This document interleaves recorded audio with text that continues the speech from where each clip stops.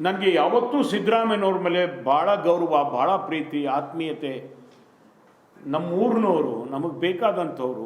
ಯಾವಾಗ ನಾನು ಎದುರು ಸಿಕ್ಕರು, ಏನು ಮಧುಸೂದನ ಹುಷಾರಾಗಿದೆಯೇನೋ ಅಂತ ಮಾತಾಡಿಸ್ತಾರೆ ನನ್ನ ಕಂಡ್ರೆ. ಭಾಳ ಪ್ರೀತಿ ನನ್ನ ಬಗ್ಗೆ. ಅವರು ಪಾಪ ಬಹಳ ಕಷ್ಟಪಟ್ಟು ಈ ಎಲ್ಲ ಅವರ ಭಾಗ್ಯಗಳನ್ನೆಲ್ಲ ಪಾಪ ಅವರು ಕೊಡ್ತಾ ಇದ್ದಾರೆ.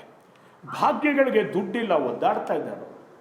ಅದಕ್ಕೋಸ್ಕರವಾಗಿ ನಾನು ಇವತ್ತು ಅವರಿಗೆ ಸಲಹೆಯನ್ನು ಕೊಡ್ತಾ ಇದ್ದೇನೆ.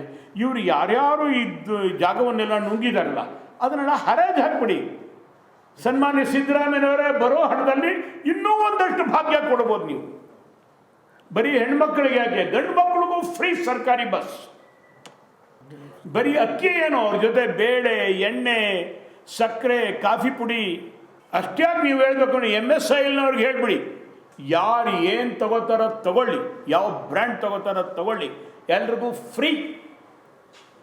MSILನಿಂದ ಎಷ್ಟು ರೀ, 5 ಲಕ್ಷ ಕೋಟಿ ಬರೋದು.